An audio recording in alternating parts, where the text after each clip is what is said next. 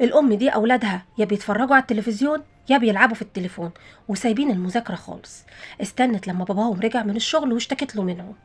هنا الاب سكت شويه وبعدين قال لها سيبهم لي انا هتصرف معاهم.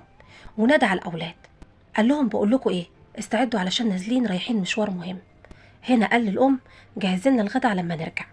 وفعلا اخد اولاده وركب عربيته. فالاولاد سالوه في الطريق يا بابا احنا رايحين فين؟ قال لهم دلوقتي هتعرفوا. في الوقت ده الام نزلت عشان تشتري الخضار وتجهز لهم الغدا. مجرد ما وصلوا الاب اداهم كل واحد فيهم جوانتي وقال لهم مطلوب منكم انكم تنقلوا الحجاره والطوب ده جوه البيت. قالوا له بابا ايه ده؟ قال لهم ده شغلكم، طالما مش عاوزين تذاكروا وسايبين شغلكم الاصلي يبقى تتعلموا الشغل ده. قالوا له حاضر يا بابا. وبقوا فعلا يشيلوا حجاره ويدخلوها جوه البيت وينقلوا من مكان لمكان، شغل متعب جدا جدا.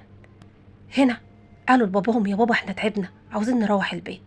فالاب جاب لهم ميه وقال لهم انا عاوز اتكلم معاكم كلمتين وبعدين هروحكم. ايه رايكم، المذاكره والمدرسه احسن ولا الشغل اللي انتوا اشتغلتوه المتعب جدا ده احسن؟ تستغل عقلك في الدراسه والتعليم ولا تستغل عضلاتك في شيل الحجاره؟ فهنا سكتوا. قال لهم انا عارف الرد كويس بس عاوز افهمكم حاجه.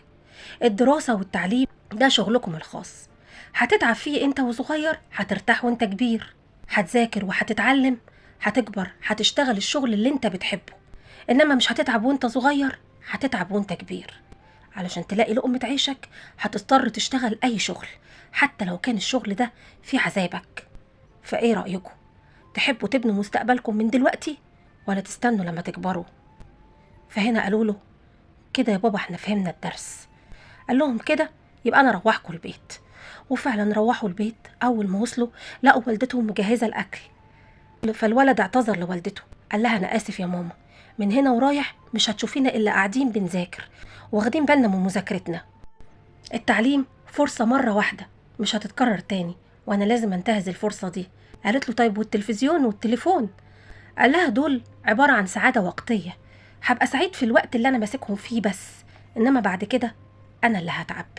فهنا الاب قال لهم والفرصه لسه قدامكم، وكويس ان انتوا اخدتوا بالكم وفقتوا بدري علشان تنتبهوا لنفسكم ولمستقبلكم. يلا اغسلوا ايديكم وغيروا هدومكم علشان نقعد ناكل مع بعض.